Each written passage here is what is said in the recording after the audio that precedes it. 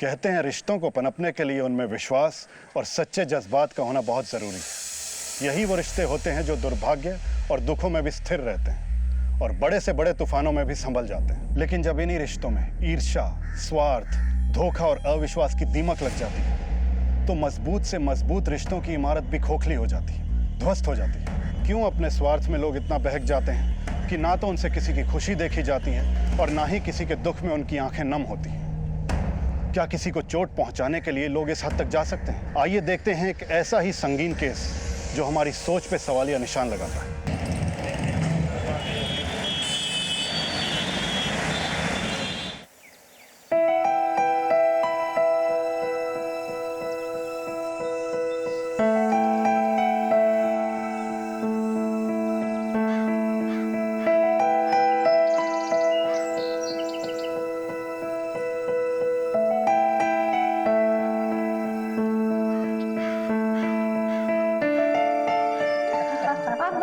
रिश्ता करा दिया, अब बाकी की बातें आप लोग कर लो। लो जी चाह लो। और लो जी शर्माने क्यों, तुसी तो परौने हो। लो जी। हमें तो कुड़ी पहले से ही पसंद है जी, और मुंडा भी कोई कम नहीं है। अपना क्या है, छोटी सी फैमिली है। अब जो भी है वो आपकी बेटी और होने वाले पोते और पोतियों का होगा। ये तो आपका बड़प्पन है जी कि आपने हमारी बेटी को पसंद किया। बिल्कुल।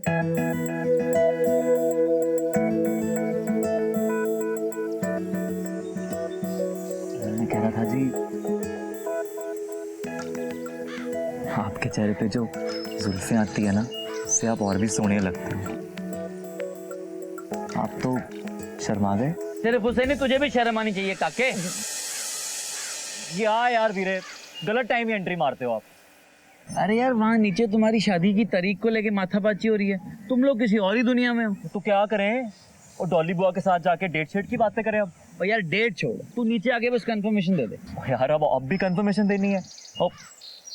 और कुछ बोलना रह गया? अच्छा ठीक है चलो। पर अभी भी एक मसला बाकी है। उनकी हो गया यार। की हो गया? पीछे हो यार।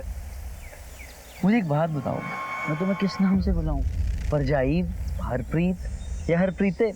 अब हरप्रीते में तो इसका कॉपीराइट जो हो गया है। ओले, ओ शर्मा गई। मेरी शादी होने वाली थी इससे, पर नहीं हुई।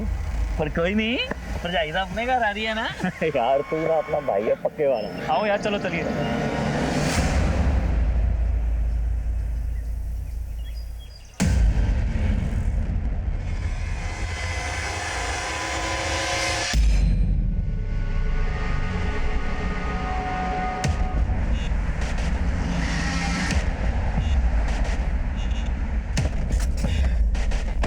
शक्ल देखो, मुस्कुरा जा ही नहीं रही। वो छोड़ो यार वीरे। ओए पुत्र, मेरी एक गल ध्यान से सुन। तुझे जितना मुस्कुराना है मुस्कुरा, शादी के बाद मुस्कुराना भूल जाएगा मेरी तरह। पर मैं तो कह रही हूं, एक बारी होर सोच लो। इसी लड़की के बाप ने इस रिश्ते को मना किया था साढ़े बलजीत के वास्ते। अरे पुरानी गल्ला छड़ दे कीर्ति, कुड़ी वे कितनी सोहनी है। हाँ, सरबजीत नू भी पसंद है। फिर अगर मैं ब्याह करा रही हूँ तो कुछ सोच समझ के करा रही होंगी ना। मेरे ते भरोसा नहीं है तुम लोग को। सही। ठीक है, जो तुम लोग की मर्जी करो, मेरी सुनता कौन है। करो जो मर्जी। ठीक है, तो अपनी मर्जी से लस्सी भिजवा दे और उसके साथ लड्डू भी, भाई मुंह मीठा कर ले।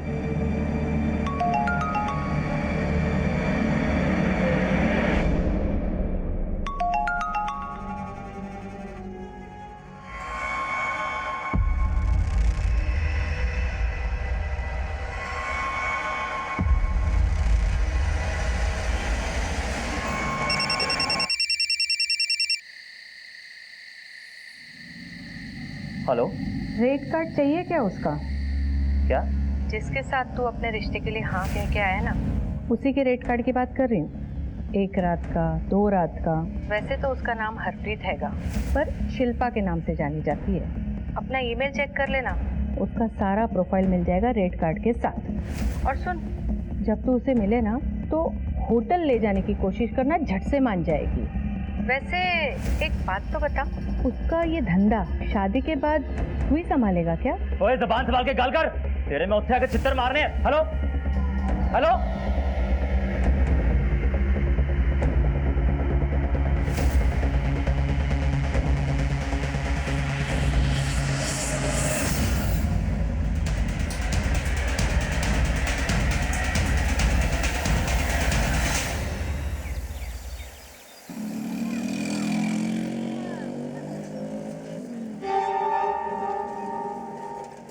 मुझे आपने गाड़ी क्यों रोक ली? आपसे ना एक बात पूछनी थी। जी तो क्या है जी, इधर ही मेरे दोस्त का होटल है, तो आप चलोगी? क्या है ना, इसी बहाने जान पहचान भी बढ़ा लेंगे। सर मैं नहीं आ रही किसी होटल ओहो, वो मेरे दोस्त है, वो किसी को पता भी नहीं चलेगा, और जान पहचान भी बढ़ानी जरूरी है ना जी। ये शादी के पहले ना ये सब गलत है। ओफो, वो किसी को पता नहीं चलेगा, और एक बार में कोई फर्क भी नहीं पड़ना है। नहीं आप ऐसे करेंगे ना तो मैं घर चली जाऊंगी। ओ, मैं क्या सोने हूँ, एक बार जाने में कोई फर्क नहीं पड़ना, चलो तो सही एक बार। मैं जा रही हूँ। अच्छा, सॉरी, रियली सॉरी। अच्छा, चाट समोसा तो खा सकते हैं ना? हाँ चलो चाट समोसा खाते हैं। ऑरेंज रंग के सूट में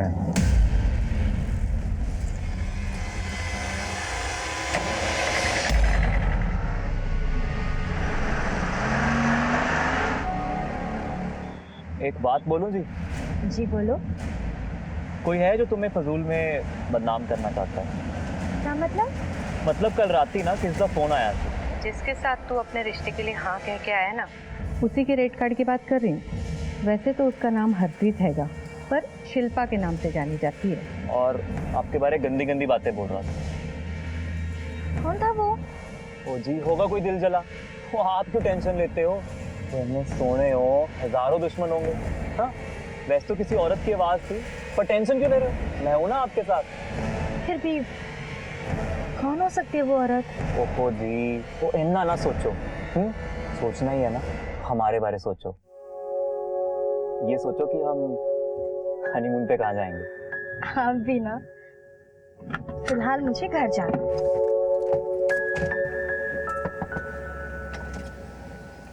हाँ जी। और हनीमून पे कहाँ जाना है आपको जल्दी बता दो।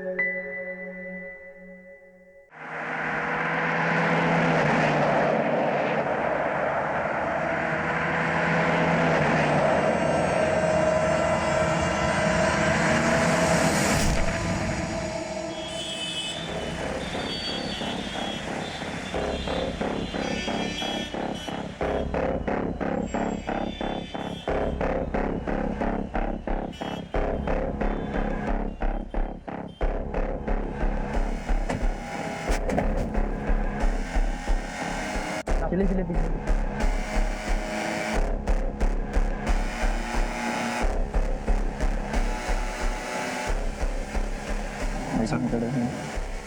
राधिका शर्मा।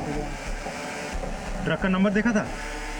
सर ट्रक इतनी स्पीड से आ रहा था कि अगर एक सेकंड भी और देर हो जाती तो मेरी हरप्रीत उसके नीचे आ जाती।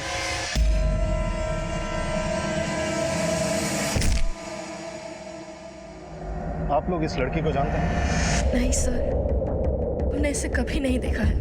ठीक है, पुलिस स्टेशन में आके अपना स्टेटमेंट रिकॉर्ड करवा दीजिएगा। सर, हमारी कुछ ही दिनों में शादी है, प्लीज आप हमें इन सब चक्करों में ना डालें। तो देखिए, हमारा भी आपको डिस्टर्ब करने का कोई इरादा नहीं है, लेकिन आप भी बात को समझने की कोशिश कीजिए। किसी की जान गई है। एक बार पुलिस स्टेशन में आके अपनी स्टेटमेंट रिकॉर्ड करवा दीजिए। जब तक बहुत जरूरी नहीं होगा, हम आपको नहीं बुलाएंगे। सिंह। Yes sir. बॉडी को पोस्टमार्टम के लिए भेजो और घर वालों को इन्फॉर्म करो।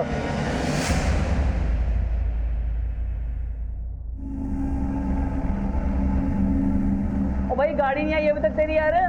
ओ हाँ, गाड़ी से याद आई। ओ यार, पार्लर में ना गाड़ियाँ टाइम से पहुंचा देना, लेट मत होना, समझ आई?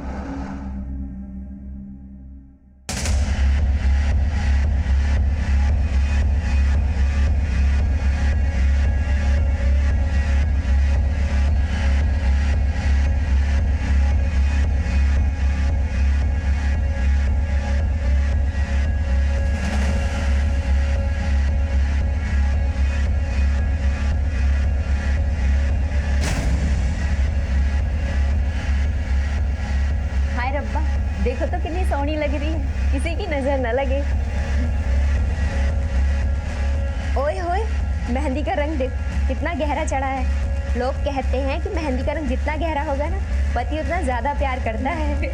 हाँ, प्यार तो वो बहुत करते हैं। कौन हो तुम और अंदर कैसे आए? जी आप कौन?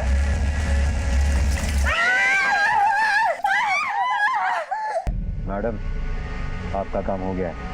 साढ़े पैसे। अरे हाँ हाँ, तेरे पैसे मिल जाएंगे। पहले पता तो लगे ना मेरा काम पूरा हुआ है या नहीं। वो आप पता कर लेना। क्या क्या हुआ उसे? अरे पर कैसे? तो कहाँ लेकर गए? किस अस्पताल में?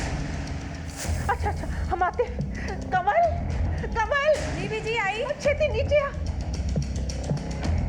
क्या हुआ बीजी, आप परेशान क्यों लग रहे हो? अरे फोन आया है पार्लर में, अपनी हरप्रीत को कुछ हो गया है, उसे अस्पताल लेकर गए। चल कर हुआ क्या बीजी? अरे झाँक के देख।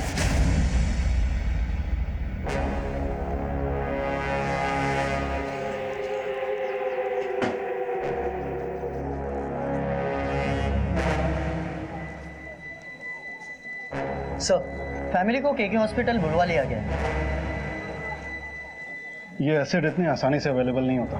केमिकल लैब्स और बड़ी बड़ी इंडस्ट्रीज में मिलता है। इसके सैंपल्स लो और लैब में भेजो। सर, सर, जिस लड़की पे एसिड फेंका गया था उसकी हालत बहुत नाजुक है। ये वही लड़की है जो कुछ दिन पहले ट्रक एक्सीडेंट होते होते बची थी। उस वक्त पार्लर में मौजूद कुछ और लोगों पे भी एसिड गिरे थे, पर वो सब खतरे से बाहर थे। सबके घर वालों को इन्फॉर्म कर दिया सर। सारी जगह की तलाशी लो, एक एक चीज टटोलो, शायद हमारे हाथ कुछ लग जाए। सब।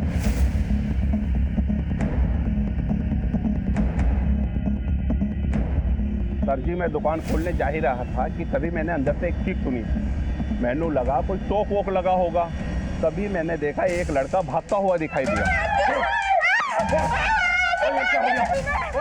जब तक मैं बाहर आया वो वैन में बैठ के भाग गए थे। आपने वैन का नंबर देखा? नहीं सर, वो मैं नंबर नहीं देख पाया।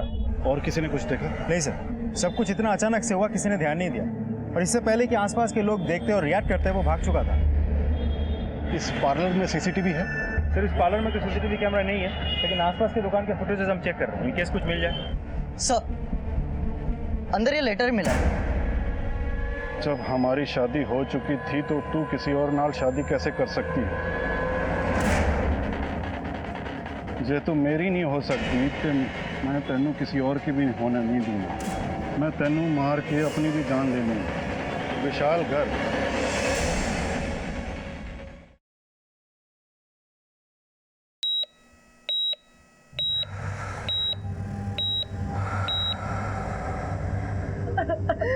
मेरी फूल सी बच्ची को किसकी नजर लग गई?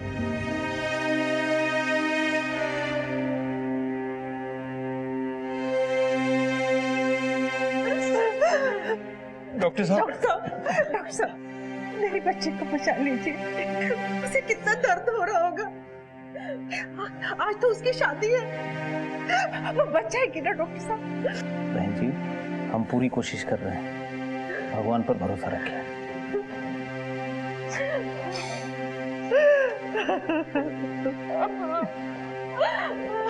तेजिंदर जी, हम इस केस की छानबीन कर रहे हैं। आपको किसी पे शक या आपकी किसी से कोई दुश्मनी या हरप्रीत की?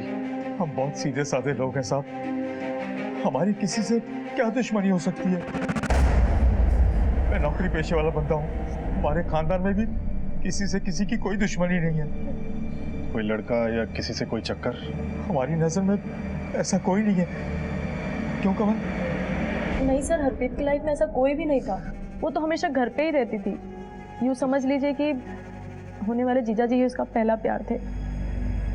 अच्छा, एक बात बताइए, ये विशाल गर्ग कौन है? विशाल गर्ग? कौन विशाल गर्ग? जिससे हरप्रीत की शादी हुई थी। शादी? कैसे कर रहे हो इंस्पेक्टर साहब? उसकी शादी तो सर्वजीत के साथ हो रही थी। ये विशाल गर्ग कौन? हमें पार्लर से ये नोट मिला है जिसमें लिखा है, जब हमारी शादी हो चुकी थी तो तू फिर किसी और से कैसे शादी कर सकती? जे तू मेरी नहीं हो सकती तो मैं तेनू किसी और दे भी नहीं होने दूंगा। मैं तेनू मार के अपनी जान ले लूंगा। विशाल गर्ग। नहीं सर, हरप्रीत की लाइफ में ऐसा कोई भी नहीं था, और ये नाम भी हमने पहली बार सुना। उसकी तो शादी होने वाली थी सरबजीत से, बहुत अच्छी फैमिली है, ब्याह का सारा खर्चा वही उठा रहे थे। डॉली बहन जी ने ही रिश्ता करवाया था। ये डॉली कौन है? हमारी बिरादरी की है, रिश्ते करवाती है। उसका पता मिलेगा? जी हाँ। आप ही ने हरप्रीत का रिश्ता तय कराया था ना? हरप्रीत ही क्यों जी सर, मैं तो बड़ी सारी कुड़ियों का रिश्ता कराया है। बल्कि तेजिंदर पाजी ने तो अपनी दोनों कुड़ियों की जिम्मेवारी मेरे ही सर पे सौंपी हुई थी। पर क्या बताऊं सर जी, उन्हां दी बड़ी कुड़ी जो भी उन्होंने वेखण आंदा सी, उन्हां दी छोटी कुड़ी नहीं पसंद कर लेंदा सी। क्यों? अब हरप्रीत है इतनी सोहनी, और कंवल, आपको पता है जी पिछली बार कंवल की जगह हरप्रीत को किसने पसंद किया था? किसने? जिसकी हरप्रीत से शादी होने वाली है, उसके बड़े भरा बलजीत ने। क्या मतलब? मतलब यही जी, कंवल का रिश्ता होने वाला था बलजीत से, लेकिन बलजीत ने हरप्रीत को देख लिया और बस उससे भी आके जिद करने लगा। ਤੁਹਾਨੂੰ किन्नी बार समझाया सी कि छोटी कुड़ी नू छुपा के रखो, पर नहीं, ले आए ना सामने। अब उन लोगों की समझ में तो वही आ गई ना। अब रसगुल्ला दिखा के करेला खाने को कहोगे तो कौन खाएगा? समझते तो हो नहीं तुम लोग मेरी बात। पर अब क्या करें? मेरी मानो तो हरप्रीत का ब्याह करा देते हैं उस घर में। घर भी बड़ा अच्छा है, और बड़ी कुड़ी का क्या है, उसके लिए तो मैं मुंडा ढूंढ ही लूंगी ना। नहीं बहन जी नहीं, ये नहीं हो सकता। और बड़ी बहन के रहते छोटी का ब्याह कैसे कर सकते हैं? और लोग क्या कहेंगे? ऐसा किया तो कंवल के लिए रिश्ता ढूंढना मुश्किल हो जाएगा। अब सोचते रहो लोगों के बारे में, जो मर्जी करो।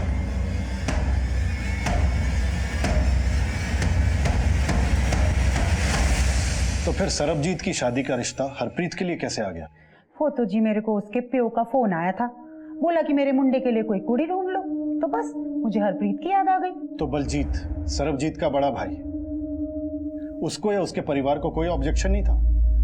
ना जी ना, भला ऑब्जेक्शन क्यों होगा जी? अब कंवल की शादी हो चुकी थी कहीं और बलजीत का भी ब्याह हो गया था किधर और, तो क्यों ऑब्जेक्शन होता जी? सबकी रजामंदी से ही रिश्ता हुआ था, और बलजीत खुद शादी की तैयारियां कर रहा था। बलजीत अगर शादीशुदा है तो उसकी बीवी कहाँ है? अब क्या बताऊं जी, इतने सारे ब्याह कराए हैं मैंने, बस एक ये ब्याह नहीं टिक पाया। क्यों? कुड़ी थोड़ी नकचड़ी थी जी, निभ नहीं पाई दोनों की। ठीक है, आप जा सकती हैं। अगर दोबारा पूछताछ करनी होगी तो आपको बुलाएंगे। जी। आसपास के इलाके में पता करो कि विशाल घर की सुसाइड की कोई खबर आई है। इनफैक्ट सारे सुसाइड डाटा इकट्ठे कर लो। नोट में लिखा है कि मैं अपनी जान दे दूंगा। अगर ये बात सच है तो कहीं तो मिसिंग पर्सन रिपोर्ट या सुसाइड की खबर आई होगी। सर अगर मान भी ले कि कोई दिलजला आशिक नहीं है या किसी के साथ इसकी कोई दुश्मनी भी नहीं है, सर ऐसा भी तो हो सकता है कि ये काम किसी नज़दीकी आदमी ने किया हो। आई मीन ऐसा हो सकता है कि हरप्रीत की खुशी उसे देखी नहीं गई हो और उसने ये कांड कर दिया। ये भी हो सकता है कि हमें गुमराह करने के लिए लेटर पे फर्जी नाम डाला गया। आसपास के लोगों से फैमिली के बारे में पता है सब।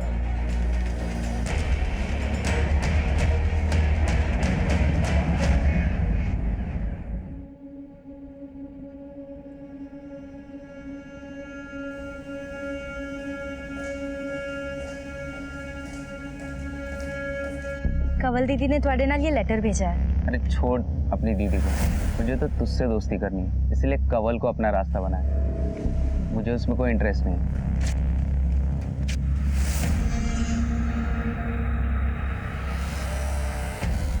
दीदी सुनो, छोड़ मुझे। दीदी मेरी गल तो सुन लो। दीदी दीदी दीदी मैं ऐसा आपके साथ क्यों करूंगी? मैंने आपका लेटर उसे दिया था। आपका लेटर देने के बाद वो अनाप शनाप क्यों कर? तू कभी मेरे साथ अच्छा नहीं कर सकती। दीदी मुझे कोई बात नहीं करनी। हरप्रीत हरप्रीत हरप्रीत दीदी दीदी जल्दी आइए। हरप्रीत हरप्रीत जी बोलो दीदी जल्दी आइए। हरप्रीत सत श्री अकाल पाजी। सत श्री अकाल जी। बलजीत की माता जी ने पैसे दिए। बाकी घर वाले कहाँ हैं? सरबजीत नहीं आया? जी वो बाहर गए हैं, आप रख लीजिए। यानी उनमें से कोई भी नहीं आया? किसी ने ये जानने की? इस केस में पारिस्थितिक प्रमाण यानी सर्कमस्टेंशियल एविडेंस की बुनियाद पर लग रहा था यह किसी दिल जले आशिक की बदले की कार्रवाई है। लेकिन मेरी गट फीलिंग यह कह रही थी कुछ दिखा के कुछ छिपाने की कोशिश की गई। हमें गुमराह करने का प्रयास किया गया था, इसलिए हमने तफ्तीश के दायरे को कभी सीमित नहीं किया, कोई भी पॉसिबिलिटी रूल आउट नहीं की। फिलहाल हरप्रीत से बयान मिलने की कोई उम्मीद नहीं। ऐसे में इस केस को समझने के लिए आउट ऑफ द बॉक्स वाली सोच की जरूरत थी। हमने हाथ में आई हर लीड को फॉलो किया। हरप्रीत का किसी के साथ कोई चक्कर नहीं साहब। हरप्रीत तो एक सीधी सादी और शरीफ कुड़ी है। क्या बताए सब? हरप्रीत सुंदर है और कंवल सावली है। इसी बात को लेकर दोनों में अक्सर झगड़ा होता रहे। ओके। Hello doctor. यस। क्या रिपोर्ट है हरप्रीत की? 70% बर्न्स हैं। फिलहाल कुछ नहीं बोल सकते। आपका मतलब है हम उससे बात करना? नहीं, बात नहीं कर सकते। एसिड ने उसके वोकल कॉर्ड्स को डैमेज कर दिया है। अगर वो बच भी जाती है तो मुमकिन है कि वो बात नहीं कर पाएगी या सुन नहीं पाएगी। Oh god, it's worse than murder sir. Excuse मी।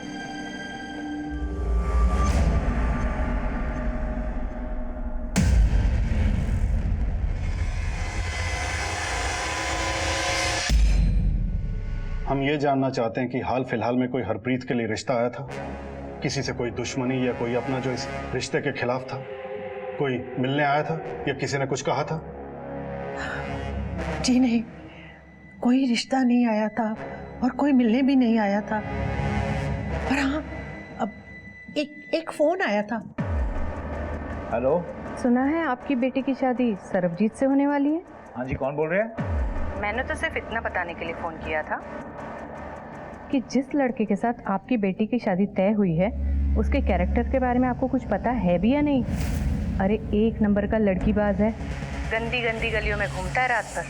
वैसे तो डॉली बहन जी ने जांच पड़ताल करके देख परख के ये रिश्ता किया था। हमने सोचा कोई मारे जलन के हमें भड़का रहा है तो हमने उस फोन की तरफ ध्यान नहीं दिया।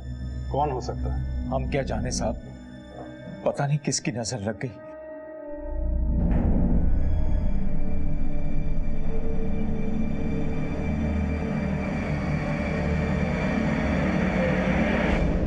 सर मुझे एक बात याद आई जो मैं बताना चाह रही हूँ आपको।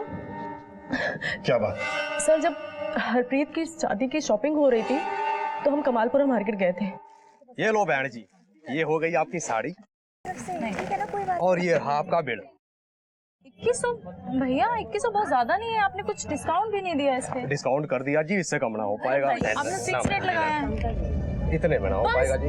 अरे कैसे नहीं होगा डिस्काउंट? शादी वाली बात है, डिस्काउंट तो होना चाहिए। आप तो जानते हो जीएसटी बढ़ गया। अरे कर दीजिए, अगली बार हम यहीं आएंगे और आपका मुनाफा भी हो जाएगा। चलो कर दीजिए। ठीक है। चलो अब ये काम तो हो गया। अब एक काम करते हैं, यहाँ पे और भी अच्छी अच्छी दुकानें हैं, वहाँ चलते हैं और अच्छे अच्छे कपड़े भी मिलेंगे, वो भी डिस्काउंट के साथ। चले चलो। इसमें अजीब बात क्या है? कोई भी किसी की मदद कर सकता है। सर बात सिर्फ मदद की नहीं थी, वो हमारे पहचान की नहीं थी और वो सब कुछ कुरेद कुरेद कर पूछ रही थी कि शादी कहाँ है, कौन सा कैटरिंग किया है और किस पार्लर में दुल्हन सजने वाली है, सब कुछ। किसी भी अनजान इंसान को अपनी पर्सनल इन्फॉर्मेशन दे दी, पर वो थी कौन? नहीं पता सर, उसको कभी देखा नहीं और बाद में भी कभी मुलाकात नहीं हुई। उसका नंबर लिया था? नहीं सर। उसका चेहरा याद है? बहुत अच्छे से सर। कुलदीप सर, अपने स्केच आर्टिस्ट को बुलवाओ और उस औरत का स्केच बनवाओ और सभी पुलिस स्टेशन में सर्कुलेट करवाओ।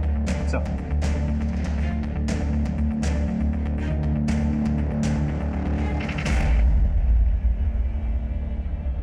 उस औरत ने इन लड़कियों से सारी अहम इंफॉर्मेशन निकाल ली। वो हमारे पहचान की नहीं थी और वो सब कुछ कुरेद कुरेद कर पूछ रही थी। हमें किसी भी सिरे को नहीं छोड़ना है। देखो अगर उस दुकानदार से कुछ पता चलता है तो एक लड़की को शादी के दिन टारगेट किया जाता है। अर्पिता जी, आप कौन? मतलब बिल्कुल साफ है कि कोई तो है जिसे ये रिश्ता कबूल नहीं है। लेकिन सर देखा जाए तो कोई आशिकी का एंगल भी तो सामने नहीं आया। हो सकता है किसी ने आशिकी के एंगल में अपने काम को अंजाम दिया। हमें हर इंसान को टटोलना होगा, हर पहलू को परखना होगा। हरप्रीत की शादी जिस घर में होने जा रही थी उन्हें भी टटोलना होगा। साहब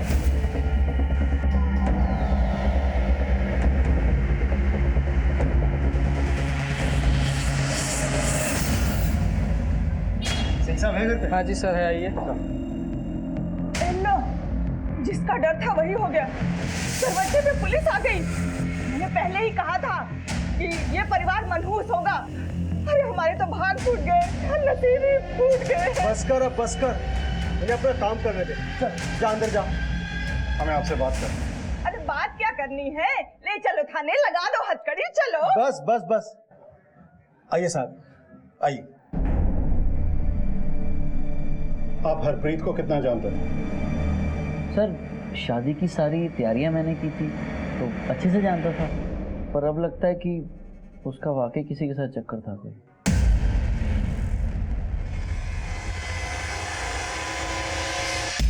क्या मतलब? सर मतलब हमने हॉल बुक किया था शादी के लिए, तो मम्मी डैडी मैं और सरबजीत हम सब घर से हॉल की तरफ ही जा रहे थे। सर एक सुनसान रास्ते से हम निकले और हमने देखा अचानक एक गड्डी क्यों रोक दी? डैडी जी आगे देखो।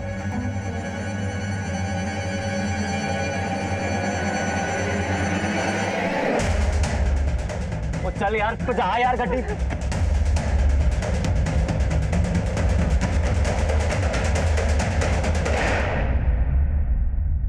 आप लोगों पे जानलेवा हमला हुआ था, इस बात की रिपोर्ट नहीं लिखवाई थी पुलिस में? नहीं सर, मुझे लगा कोई गुंडे मवाली हैं तो गाड़ी देखी कि शादी के लिए जा रही है तो रोक लिया शायद। अब इतनी सी बात के लिए पुलिस में रिपोर्ट। वीरे, ये सब? ये कौन? सर ये मेरा छोटा भाई सरबजीत, इसी की शादी होने वाली थी। आप हरप्रीत को कितना जानते थे? जी मेरे होने वाली वाइफ थी। वो तो हम सब भी जानते हैं, और उसके बारे में क्या जानते थे? मैं समझा नहीं, आप जानना क्या चाहते हैं? प्यार करते थे उससे? जी 4-5 बार मिले थे, तो इतने में प्यार तो नहीं हो सकता। तो फिर किससे प्यार करते थे? मालिनी से? जी हमने तुम्हारा सारा पास्ट प्रेजेंट खंगाला है, तुम्हारा मालिनी के साथ अफेयर है ये हमें पता है। मालिनी से तुम अब भी प्यार करते हो ना? जी मैं, आप कहना क्या? तो फिर हरप्रीत से शादी करने के लिए हाँ क्यों की? बाबूजी और बलजीत बाजी के दबाव में आ गए। इनको मालिनी अच्छी नहीं लगती थी तो। और मालिनी के बारे में तुम्हें क्या लगता है? जी वो अच्छी है, लेकिन उसके और आपके बीच में हरप्रीत थी ना, इसलिए उसने या तुमने हरप्रीत को मरवाने की कोशिश की और उस पर एसिड फेंकवा दिया। जी मैं भला ऐसा क्यों करूंगा, और मालिनी ऐसा कर ही नहीं सकती। बड़ा यकीन है उस पर? सर हमारा रिलेशन 2 साल से, मैं उसको अच्छे से जानता हूँ और वो ऐसा नहीं कर सकती। और अब हमारे बीच में कुछ रहा ही नहीं तो वो क्यों करेगी? आप खामखा गड़े मुर्दे उखाड़ रहे हैं सर साहब। प्यार किसी और से और शादी किसी और से। तुमने मालिनी को तो क्लीन चिट दे दी, अब देखना यह है कि उसकी तुम्हारे बारे में क्या राय है। उसका फोन नंबर? सर सरबजीत और मेरी फैमिली की हैसियत में बहुत फ़र्क है। हम दोनों को ही पता था कि वो मुझे कभी एक्सेप्ट नहीं करेंगे, इसलिए मैंने खुद ही अपना रास्ता बदल दिया। अब ना तो मुझे सरबजीत में इंटरेस्ट है, ना ही उससे कोई लेना देना है। ठीक है, लेकिन शहर छोड़ के मत जाना। अगर दोबारा पूछताछ के लिए बुलाएंगे तो आना होगा। Okay sir. जा सकते हैं। देखिए पानी सर से ऊपर चढ़ गया है, मुझे मेरे पैसे चाहिए। धमकी ना दे, समझा? अरे पैसे मिल जाएंगे, तू थोड़ा सब्र कर। लेकिन जल्दी।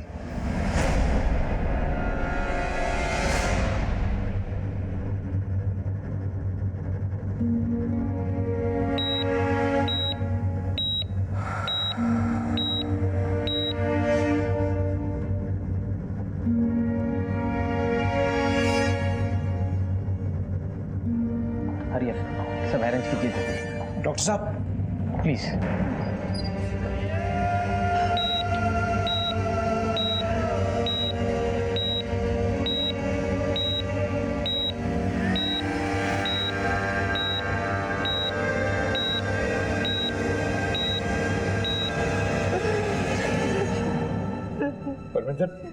बाबूजी हौसला रखूंगी।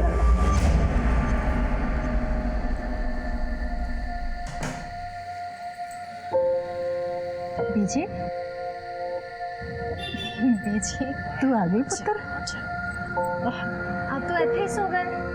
हाँ वो तेरा इंतजार करते करते आंख लग गई। अब इकल्ले सोने की आदत डालो बीजी, जा रही है आपकी लाडली। ऐसे मत बोल, फिर मैं कैसे जीऊंगी तेरे बिना?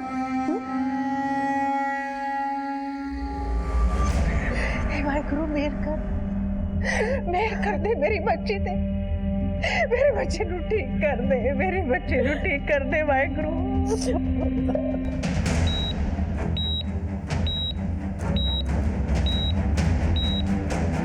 सीसीटीवी फुटेज है? नहीं सर, कोई कैमरा नहीं, कोई फुटेज नहीं। ये केस बहुत उलझता जा रहा है कुलदीप। हमारे हाथ में अब तक एक भी सिरा नहीं लगा है। हरप्रीत के साथ होने वाला एक घिनौना वाकया उसके मायके से जुड़ा है या ससुराल से, कुछ समझ में नहीं आ रहा। सर, ये तो दोनों घरों को जोड़ने वाली डॉली बुआ बता सकती है। बुलाओ उसे थाने। साहब जी, तुसी मैंने बार-बार ਇੱਥੇ बुला लेंदे हो। मैं आज तक कोई भी रिश्ता गलत नहीं करवाया है। अब मैं तो पहले बलजीत और कंवल का ही रिश्ता करा रही थी, पर मैं की कर दी, वो हरप्रीत पीछे आ गई और सारा काम गड़बड़ हो गया। इसके बीच मेरी की गलती है जी? मैं तो उनकी भलाई के वास्ते उनका रिश्ता जोड़ रही थी ना। अगर भलाई के लिए जोड़ा था तो ये तबाही कौन मचा गया? देखो, तुम्हारा बहुत लोगों से मिलना जुलना है, अगर कुछ भी पता हो तो बता दो।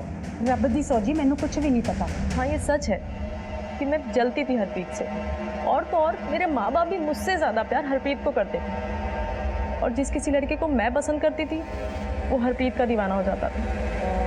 हर बार हरप्रीत की खूबसूरती मेरे जख्मों में नमक मल देती थी। सरबजीत के भाई बलजीत से रिश्ते की क्या कहानी है? बलजीत और मेरे रिश्ते की बात चल रही थी, लेकिन बलजीत को भी हरप्रीत पसंद आई। बाबूजी ने इस रिश्ते के लिए मना कर दिया, फिर उसने कहीं और शादी कर ली और मेरी भी शादी हो गई। और जब सरबजीत के लिए हरप्रीत का रिश्ता दोबारा आया तो तुम सहन नहीं कर पाई और अपने अंदर पनप रही सारी नफरत को एक ही बार में उछाल दिया। क्यों? नहीं सर, मैंने ऐसा कुछ भी नहीं किया। मैं उस वक्त बहुत गुस्से में थी। बाद में मैंने हरप्रीत से माफ़ी भी मांगी और उसने मुझे माफ़ भी कर दिया था सर।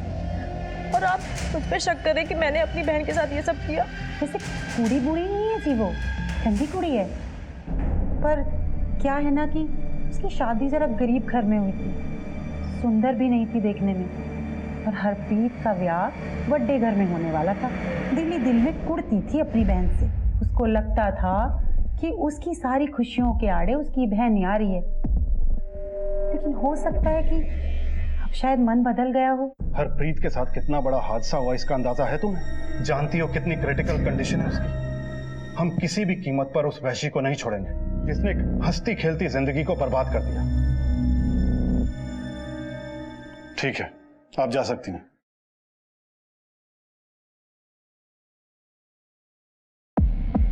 सर, किसी का मोटिव ही समझ में नहीं आ रहा। लेकिन कुलदीप, मोटिव तो सरबजीत के पास भी और बलजीत के पास भी, लेकिन ये किया किसने है? इन तीनों में से किसी ने, कोई और ही है। दोनों फैमिलीज और जितने भी लोग इस केस में डायरेक्टली और इनडायरेक्टली इन्वॉल्व हैं, सबके कॉल रिकॉर्ड्स निकलवाओ। किसने किससे बात की, कितनी देर बात की, मुझे सारी डिटेल्स चाहिए और सब पे नजर रखो। सर,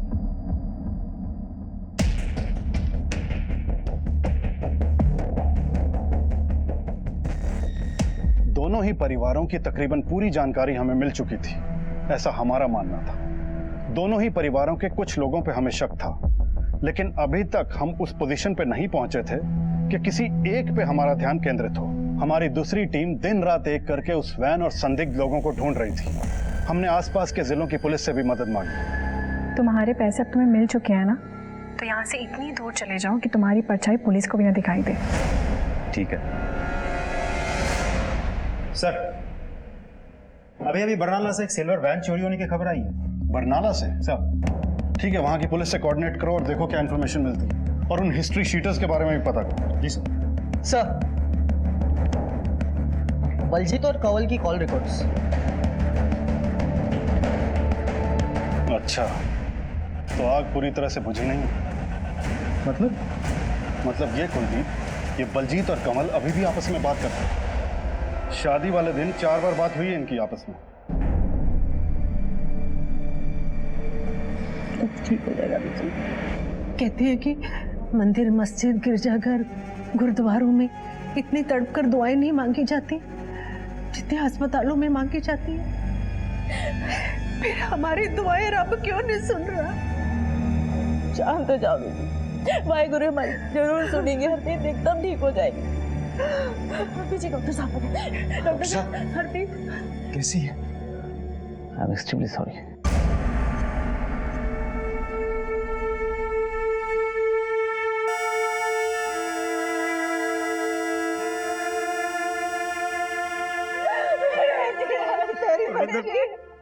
मुझे मेरी बच्ची के बारे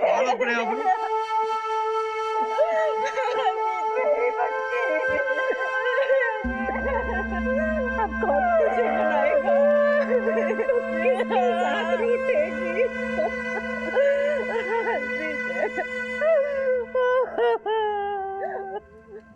हरप्रीत मैनू माफ कर देना।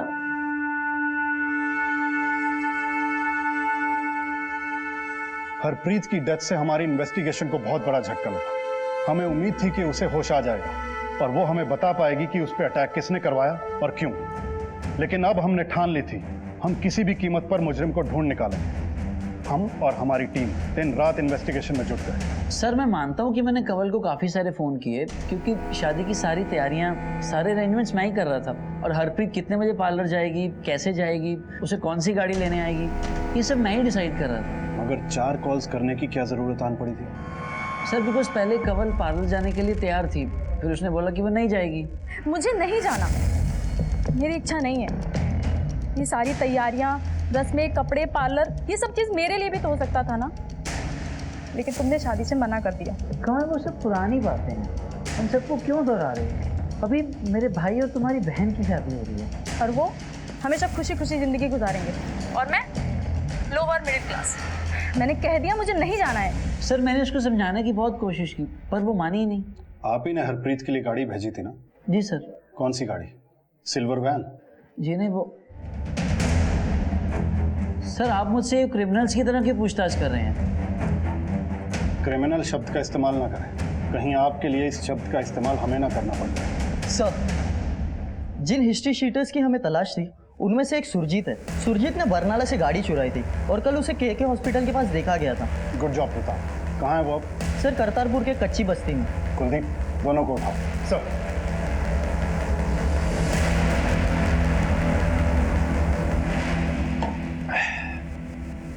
पवन, जितना जल्दी हो सके ना अपने घर से निकलना पड़ेगा।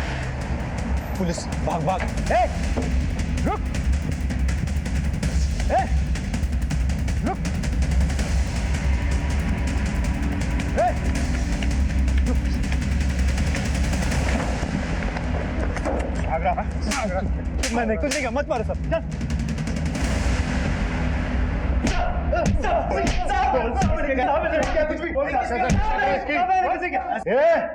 एक लड़की का कत्ल हुआ है, यह तो सीधे सीधे बता दे, वरना इतना मारूंगा ना तो ठीक से बैठ पाएगा और ना ठीक से खड़ा हो पाएगा, समझा? सब बताता हूँ। मुझे फोन आया था,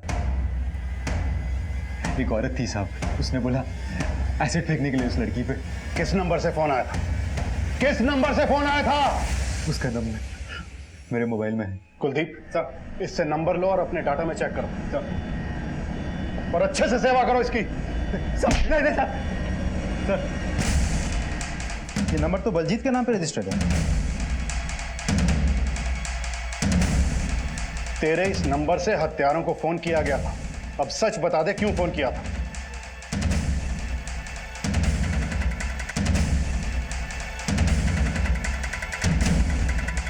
सर नंबर तो मेरे नाम पे रजिस्टर्ड है पर यूज किसी और ने किया। किसने?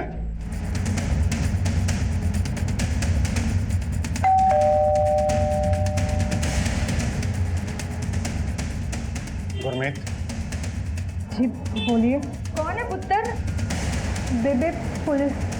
नवजोत चड्ढा, हरप्रीत पर एसिड फेंकने की साजिश और उसकी मौत के जुर्म में आप दोनों को गिरफ्तार किया जाता है।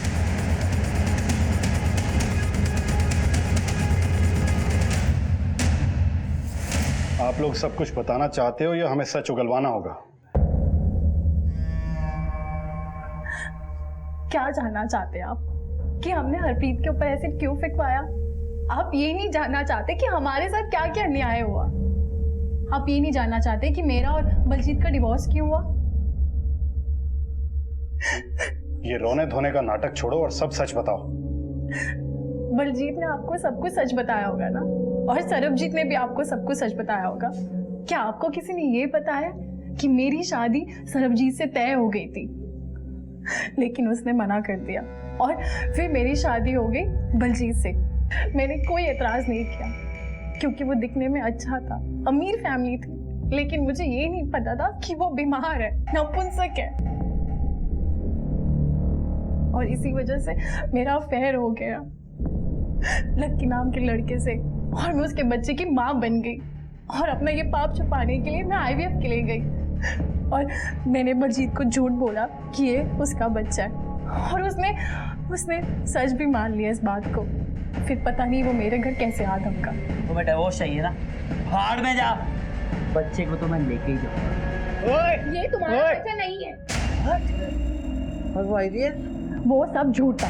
जब वो IVF के लिए गए थे तब मैं ऑलरेडी प्रेग्नेंट थी और वो बच्चा लक्की का था, तुम्हारा नहीं, समझे? पर तब मैं श्योर नहीं थी कि लक्की उसे एक्सेप्ट करेगा या नहीं। पर अब लक्की तैयार हो गया तो मुझे तुम्हारी कोई जरूरत नहीं। निकल जाओ यहाँ से। ओए! और उसके बाद हमारा डिवोर्स हो गया और फिर लक्की ने भी मुझे छोड़ दिया। वो अपनी बीवी के पास चला गया लंदन, लेकिन वहाँ से मुझे खर्चा भेजता रहा। फिर एक दिन मैंने बलजीत की ID चेक की और जो मैंने ही बनाई थी, उसका पासवर्ड मैंने बनाया था। मैंने चेक किया कि सरबजीत की शादी होने जा रही है। मैंने रेगुलरली ईमेल चेक करना शुरू किया। उनके घर पे आती खुशी मुझसे बर्दाश्त नहीं हो रही थी। पहले ऐसे इंसान से शादी करती जो नपुंसक था, और फिर मैं ऐसे इंसान के बच्चे की माँ बन गई जिसने मुझे रखेल बना के रख दिया था। और इस सब में वो भी इंसान था जिससे मैं शादी करना चाहती थी। उसकी शादी हो रही थी और मुझसे ये सब बर्दाश्त नहीं हो रहा था। और फिर मैंने ये बात अपनी माँ को बताया। उनसे मेरा ये दर्द बर्दाश्त नहीं हुआ और फिर मैंने और मेरी माँ ने एक खेल रचा। हेलो, रेट कार्ड चाहिए क्या उसका? क्या? जिसके साथ तूने अपने रिश्ते के लिए हाँ कहा है ना, उसी के रेट कार्ड की बात कर रही हूँ। 1 रात का, 2 रात का। तुम्हारा ईमेल चेक कर लो, सब पता चल जाएगा। सरबजीत जब शादी से पीछे नहीं हटा तो हरप्रीत के घर पे मैंने फोन किया। हेलो, सुना है आपकी बेटी की शादी सरबजीत से होने वाली है। हाँ जी, कौन बोल रहे हैं? वेल विशरी समझे। मैंने तो सिर्फ इतना बताने के लिए फोन किया था कि जिस लड़के के साथ आपकी बेटी की शादी तय हुई है उसके कैरेक्टर के बारे में आपको कुछ पता है भी या नहीं? अरे 1 नंबर का लड़की बाज है, गंदी गंदी गलियों में घूमता है रात भर। उन्होंने सब नजरअंदाज किया। ट्रक से कुचलवाने की कोशिश की तो दूसरी उड़ गई और ये बच गई।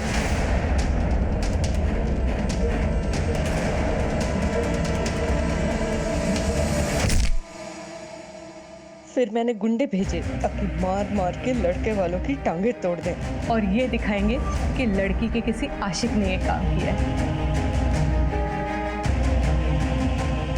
फिर भी वो बच नहीं थी। अब इस सब के बाद मेरे पास कोई और रास्ता नहीं था। जो लड़की मेरी जगह ले रही थी, मुझे उसको इतना बदसूरत बनाना था कि लोग उस पर थूके। और फिर मैंने हरप्रीत से मुलाकात की और सब पता कर लिया और फिर हमारा काम हो गया।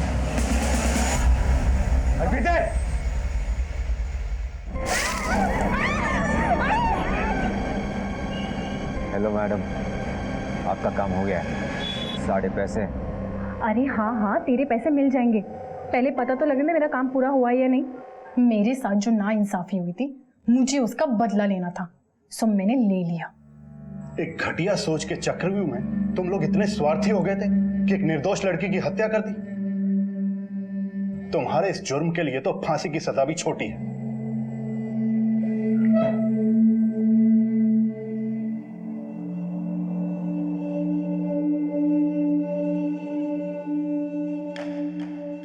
हर जुर्म आफत आने से पहले दस्तक जरूर देता है।